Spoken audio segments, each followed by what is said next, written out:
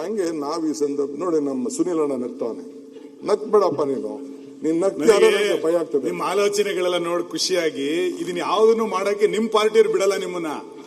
ನಿಮಗೆ ಇದು ಅರ್ಥ ಆಗ್ತಾ ಇಲ್ಲ. ಇಷ್ಟೆಲ್ಲ ಅರ್ಥ ಮಾಡ್ಕೊಂಡಿರೋ ಅದೊಂದು ಯಾಕೆ ಅರ್ಥ ಆಗ್ತಿಲ್ಲ ನಿಮಗೆ? ಹಂಗಾಗಿ ಇದು ಆಗಲ್ಲ. ನಿಮಗೆ ಮಂತ್ರಿಮಂಡಲ ಮಾಡ್ಲಿಕ್ಕೆ ನಿಮ್ ಹೈಕಮಾಂಡ್ ನಿಮಗೆ ಬಿಡ್ಲಿಲ್ಲ. ನಿಮ್ ಚಾಯ್ಸ್ ಎಲ್ಲಿದೆ ಹೈಕಮಾಂಡ್? ನಿಮ್ ಮಂತ್ರಿಮಂಡಲದಲ್ಲಿ ನಿಮ್ ಚಾಯ್ಸ್ ಯಾವ್ದು ಹೇಳಿ ನೋಡ. ಹೈಕಮಾಂಡ್ ಯಾವ್ದನ್ನು ನಿಮ್ಗೆ ಕೇಳೇ ಇಲ್ಲ, ಪಟ್ಟಿ ಅವರೇ ಕಳಿಸಿರೋದು. ನಿಮ್ಗೆ ಯಾವ್ದು ಚಾಯ್ಸ್ ಇಲ್ಲ.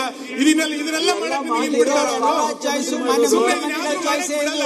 ಮಾನ್ಯ ಮುಖ್ಯಮಂತ್ರಿಗಳ ಚಾಯ್ಸ್ ಎಲ್ಲ ರೆಕಾರ್ಡಿಗೆ ಹೋಗುತ್ತೆ ಅಷ್ಟೇ, ಇನ್ಯಾವುದು ಆಗಲ್ಲ. ಗೊತ್ತಿದೆ ನಮಗೆ. ಆಯ್ತಪ್ಪ, ಆಯ್ತು ಬಿಡ್ರಿ. Say, Sunil, I don't believe in reading history. I don't believe in writing history. I believe in creating history. I will do my best. ಯಾವುದು ಸುಲಭವಾಗಂತೂ ಸಾಧ್ಯ ಇಲ್ಲ. ಎನಿಥಿಂಗ್ ಇಸ್ ಎಲ್ಲ ಸುಲಭ. ಈ ಮಧ್ಯೆ ನಮ್ಮ ಬ್ಯೂರೋಕ್ರಾಟ್ಸ್ ಅಷ್ಟು ಸುಲಭ ಬಿಡುದಿಲ್ಲ, ನನಗೆ ಗೊತ್ತಿದೆ. ಕೋರ್ಟ್ಗಳಲ್ಲೂ ಕೂಡ ಬೇಕಾದಷ್ಟು PLಗಳು ಬರ್ತವೆ, ನೀವು ಬೇಕಾದಷ್ಟು ಟೀಕೆ ಮಾಡ್ತೀವಿ. ಎಲ್ಲದೂ ಕಷ್ಟ ಇದೆ. ನೀವು ಮಾಡ್ಬೇಕಾದ್ರೆ ನಾನು ಮಾಡ್ಬೇಕಾದ್ರೆ.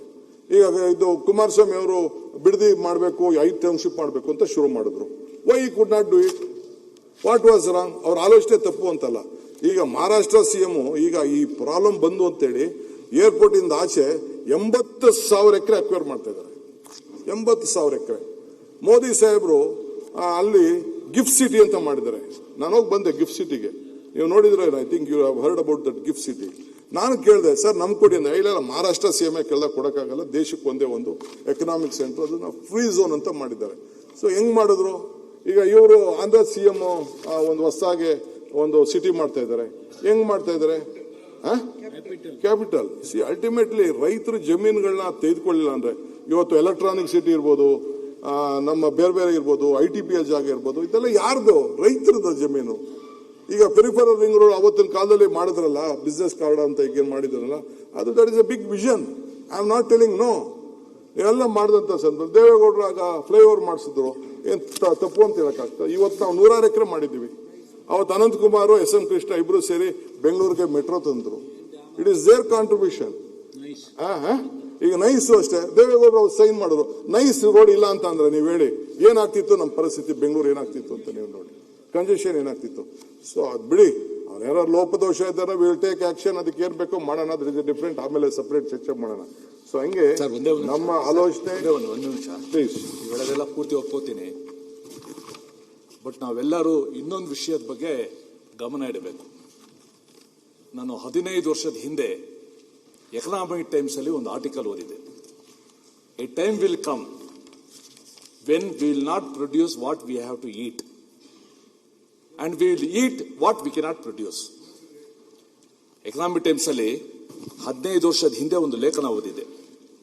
A time will come when we will not be producing what we will eat, will not be eating what will produce ಅಂತ.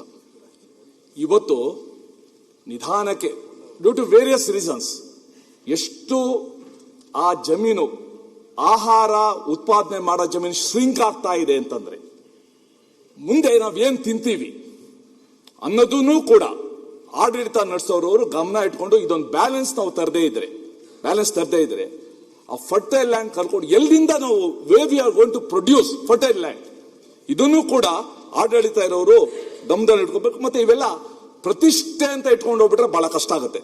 ಮುಂದಿನ ಫ್ಯೂಚರ್ ಕೂಡ ನಾವು ಜ್ಞಾಪಕ ಇಟ್ಕೋಬೇಕು. ರಾಜಸ್ಥಾನ್ ಈ ದೇಶದಲ್ಲಿ biggest state, most large landing state. ಅದಾದ್ಮೇಲೆ ನಮ್ಮ ಕರ್ನಾಟಕ. ಈಗ ನಾವು ರೈತರ ಬಗ್ಗೆ ಆಲೋಚನೆ ಮಾಡಲೇಬೇಕು. ರೈತಂಗೆ ಸಂಬಳ ಇಲ್ಲ, ರೈತಂಗೆ ಪ್ರಮೋಷನ್ ಇಲ್ಲ, ರೈತಂಗೆ ಪೆನ್ಷನ್ ಇಲ್ಲ, ರೈತಂಗೆ ರಿಟೈರ್ಮೆಂಟ್ ಇಲ್ಲ, ರೈತಂಗೆ ಲಂಚ ಇಲ್ಲ. ಆ ರೈತನ ಬದುಕಿಸ್ಬೇಕು. ಅದಕ್ಕೆ ನಾನು ಕೂಡ ಯಾವ ರೀತಿ ಸಾಧ್ಯ ಅಂತೇಳಿ ಯೋಚನೆ ಮಾಡ್ತೀವಿ. ಹೊಸ ಟೆಕ್ನಾಲಜಿಗಳೆಲ್ಲ ಬರ್ತಾ ಇದೆ. ಅದಕ್ಕೆ ಅವನಿಗೆ AI ಅದನ್ನ ನೋಡಿ ಮಾಡಿ ಅವ್ನಿಗೆ ಯಾವ ರೀತಿ ಗೈಡ್ ಮಾಡಬೇಕು ಅಂತ ಮಾಡ್ತಾ ಇದೆ. ಕೊನೆಗೆ ನೇಚರ್ಗೆ, ಸಗಣಿಗೆ, ಗಂಜಲಕ್ಕೆ ಅದಕ್ಕೆ ಆದಂತ ಒಂದು ದೊಡ್ಡ ಶಕ್ತಿ ಬರ್ತಾ ಇದೆ. ಹಸುಗಳು ಈಗ ಬಾಟಲ್ ನೀರು 25 ರೂಪಾಯಿ, ಈಗ 25-30 ರೂಪಾಯಿ ಆಗಿದೆ. ಹಾಲು ಬರೀ 30 ರೂಪಾಯಿ ಆಗಿದೆ. ಸೊ ಅವನ ರೈತನ ಬದುಕು, ಈ ಬದುಕು ಎರಡೂ ಸೇರಿ ಹೆಚ್ಚು ಕಮ್ಮಿ ದೊಡ್ಡದಾಗಿದೆ. ಇವೆಲ್ಲ ಕೂಡ I fully agree with you. So ಅದಕ್ಕೆ ನಾನು ಕೂಡ ಬೆಂಗಳೂರು ನಗರದಲ್ಲಿ ವಾಸ ಮಾಡ್ತಿರೋಂಥ ವಿದ್ಯಾರ್ಥಿಗಳಿಗೆ ನಾನು ಯೂನಿವರ್ಸಿಟಿಗೆ ಹೇಳಿ, ಅಗ್ರಿಕಲ್ಚರ್ ಯೂನಿವರ್ಸಿಟಿಗೆ ಹೇಳಿ, ನಮ್ಮ ಇವರು ಚಲುವರಾಯ ಸ್ವಾಮಿ ಅವ್ರಾಗ ಹೇಳಿ ಒಂದು ಕೆರಿಕ್ಯುಲಮ್ ಮಾಡಿದ್ದೀನಿ. ಈ ಮಕ್ಕಳೆಲ್ಲ ಕೂಡ ಬೆಂಗಳೂರು ನಗರದವ್ರು ಹೋಗಿ ಹಳ್ಳಿಲಿ ಒಂದು 3 ದಿನ ಇದ್ದು ರೈತನ ಬದುಕು ಯಾವ ರೀತಿ ಇರ್ತದೆ ಅನ್ನೋದು ಕೂಡ ಗೊತ್ತಾಗಬೇಕು. ನಮ್ಮ ಹಳ್ಳಿಗಿರೋ ಮಕ್ಕಳಿಗೆಲ್ಲ ಗೊತ್ತಿದೆ, ಬಟ್ ಇಲ್ಲಿ ಇರುವಂತ ಟೌನ್ ಅಲ್ಲಿ ಎಷ್ಟೋ ಜನಕ್ಕೆ ಮಕ್ಕಳಿಗೆ, ನನ್ನ ಮಕ್ಕಳಿಗೆ ಹಳ್ಳಿಲಿ ನಾನು ದೊಡ್ಡ ಆಗಿದ್ರು ಕೂಡ ಅಲ್ಲೋಗಿ ಎಲ್ಲ ಒಂದಿನ ಹೋಗ್ತಾರೆ, ಎಲ್ಲ ಇರ್ತಾರೆ, ವಾಪಸ್ ಬರ್ತಾರೆ. ಬಟ್ ಆ ಲೈಫ್ ಏನಿದೆ, ಎಷ್ಟು ಶ್ರಮ ಇದೆ ಆ ರೈತ ಅನ್ನೋದು ಗೊತ್ತಿಲ್ಲ. ಪಾಪ ಅಷ್ಟು ನಾವು ಆ ಜನರಿಗೆ ತಿಳುವಳಿಕೆ ಕೊಡುವಂತ ಒಂದು ವಿಚಾರ ಆಗಬೇಕು ಅಂತ ಕೇಳಿ ಅದು ಕೂಡ ಯೋಚನೆ ಮಾಡ್ತೀವಿ. ಸೊ ಹಂಗೆ ನಾವು ಮುಂದಕ್ಕೆ 25 ವರ್ಷಕ್ಕೆ ನೀವು ಹೇಳ್ತಿರಲ್ಲ, ನೀವು ಏನು ಬೇಕಾದ್ರೂ ಟೀಕೆ ಮಾಡಿ, ತಪ್ಪಿರೋದು ಕಂಡಿಡ್ರಿ, but let us plan what we need for the next 25-40 years. ನಮ್ಮ ವಿಷನ್ನ ನಾವು ಆಲೋಚನೆ ಮಾಡಿಲ್ಲ ಅಂದ್ರೆ ಬಹಳ ಕಷ್ಟ ಆಗ್ತದೆ. ಅದಕ್ಕೆ ನಾನು ತಮ್ಗೆ ಹೇಳೋದು, ತಾವು ವಿರೋಧ ಪಕ್ಷದಲ್ಲಿ ಇದ್ಕೊಂಡು ನಮಗೆ ಜನರ ನಿರೀಕ್ಷೆಗೆ ಏನ್ ನಾವು ಬಂದಿದ್ದೀವಿ, ಏನ್ ಆಲೋಚನೆಯಿಂದ ನಮ್ಮ ಜನರು ಕಳಿಸ್ತಾರೆ, ನಾವೆಲ್ಲರೂ ಕೂಡ ಅಲ್ಟಿಮೇಟ್ಲಿ ಪಬ್ಲಿಕ್ ಸರ್ವಿಸ್ಗೆ ಬಂದಿದ್ದೀವಿ. ಈಗ ನಾನು ಅದಕ್ಕೋಸ್ಕರ ನೀವು ಐ ಕಂಗ್ರಾಚುಲೇಟ್ ಯು, ಸಕಾಲ ಅಂತ ಒಂದು ಮಾಡಿದ್ರಿ. It is your brain shade, am I right? I fully congratulate you. That is the good decision you have taken. ಅದಕ್ಕೆ ಇನ್ನೂ ಒಂದು ಸ್ವರೂಪ ಇಚ್ಛೆ ನಾನು ಈಗ ಒಂದು ಪ್ರಜಾಸೇವೆ ಇಲಾಖೆ ಅಂತ ಮಾಡಿದ್ದೀವಿ. I want all my district ministers to go to every taluk once in 15 days ಹೋಗಿ ಪ್ರಜಾಸೇವೆ ಮಾಡಿ ಜನರ ಅಹವಾಲನ್ನು ಸ್ವೀಕಾರ ಮಾಡಬೇಕು. Government will spend money on it. ACS level ಆಫೀಸರ್ಸ್ನ ಅದಕ್ಕೆ ಇಟ್ಟಿದ್ದೀನಿ ನಾನು. ನನ್ನಿಂದನೇ ಅದನ್ನ ಡ್ರೈವ್ ಮಾಡ್ತೀನಿ. ಪಬ್ಲಿಕ್ ಯಾರು ವಿಧಾನಸೌಧಕ್ಕೆ ಬರೋಕ್ಕಾಗಲ್ಲ, ಎಲ್ಲರೂ ಚೀಫ್ ಮಿನಿಸ್ಟರ್ ಭೇಟಿ ಮಾಡೋಕ್ಕಾಗಲ್ಲ, ಬೇಕಾದ ಸಮಸ್ಯೆ ಇದೆ. ಆಮೇಲೆ ಬರೋನು ಕೂಡ ಅವನೇನೋ ಅವನಿಗೂ ಪ್ರಾಬ್ಲಮ್ ಇರ್ತದೆ, ಡಾಕ್ಯುಮೆಂಟೇಶನ್ ಪ್ರಾಬ್ಲಮ್ ಇರ್ತದೆ, ಮತ್ತೊಂದು ಪ್ರಾಬ್ಲಮ್ ಇರ್ತದೆ, ಇವೆಲ್ಲ ಇರ್ತದೆ. ಅದಕ್ಕೆ ಆ ಪ್ರಜಾಸೇವೆ ಇಲಾಖೆನ ಒಂದು ಹೊಸದಾಗಿ ತಯಾರು ಮಾಡಿ ಪಂಚಾಯತಿ ಲೆವೆಲಲ್ಲಿ, ಬೇರೆ ಲೆವೆಲಲ್ಲಿ, ಜಿಲ್ಲಾ ಪಂಚಾಯತಿ ಲೆವೆಲಲ್ಲಿ ಶಾಸಕರುಗಳು ಹೋಗಿ ಅಹವಾಲುಗಳನ್ನ ತೆಗೆದುಕೊಂಡು ಆದಷ್ಟು ಬಗೆಹರಿಸಲಿಕ್ಕೆ, ಎಲ್ಲ ಬಗೆಹರಿಸಲಿಕ್ಕೂ ಆಗೋದಿಲ್ಲ ಅನ್ನೋದು ಕೂಡ ಗೊತ್ತಿದೆ. ಬಟ್ ಸ್ಟಿಲ್ ಅವನಿಗೆ ಒಬ್ಬ ಮಂತ್ರಿನ ಭೇಟಿ ಮಾಡಿದೆ, ಶಾಸಕನ ಭೇಟಿ ಮಾಡಿದ್ದೀನಿ ಅಂತ ಒಂದು ಆತ್ಮಕ್ಕೆ ಸಮಾಧಾನ ಇತ್ತು. ಎಷ್ಟೋ ನಮ್ಮ ಸಮಸ್ಯೆಗಳನ್ನ ಬಗೆಹರಿಸಬೇಕು. ಅದಕ್ಕೆ ಅವನ ನಿರೀಕ್ಷೆಗಳು ಆಗಬಾರ್ದು ಅನ್ನೋ ದೃಷ್ಟಿಯಿಂದ ನಾವು ಮಾಡ್ತಾ ಇದ್ದೀವಿ. ಸೊ ಹಂಗೆ ಇವತ್ತು implementation is very important.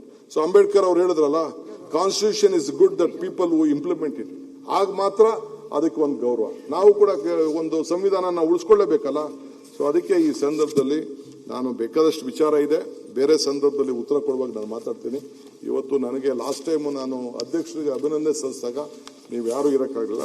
I wanted to make it clear, ನನ್ನ ಮನಸ್ಸಿನಲ್ಲಿ ಈ ಕುರ್ಚಿಯಿಂದ ಯಾರಿಗೂ ತೊಂದರೆ ಮಾಡಲಿಕ್ಕೆ ನನಗಿಷ್ಟ ಇಲ್ಲ. I believe in one thing, power come for 2 things. You can make more friends, you can make more enemies. ಎರಡೂ ಇದೆ. ನಾನು ಯಾರಿಗೂ ತೊಂದರೆ ಕೊಡೋಕ್ಕೂ ಇಷ್ಟ ಇಲ್ಲ, ಎನಿಮಿ ಮಾಡ್ಕೊಳ್ಳೋಕ್ಕೂ ಇಷ್ಟ ಇಲ್ಲ. ಏನಾದ್ರು ಇದ್ರೆ ನನ್ನ ಕೈಲಾದಂಥ ಸಹಾಯ ಮಾಡಲಿಕ್ಕೆ ಈ ಅಧಿಕಾರ ದೇವರು ನನಗೆ ಏನು ಕೊಡಬೇಕು ಎಲ್ಲ ಶಕ್ತಿ ಕೊಟ್ಟಿದ್ದಾನೆ. ನನ್ನ ಕುಟುಂಬಕ್ಕೆ ಏನು ಶಕ್ತಿ ಕೊಡಬೇಕು ಎಲ್ಲ ಕೊಟ್ಟಿದ್ದಾನೆ. ನ್ಯೂಸ್ ಫಸ್ಟ್, ನಿರ್ಭೀತಿಯಿಂದ ನಿಮ್ಮ ಪರವಾಗಿ.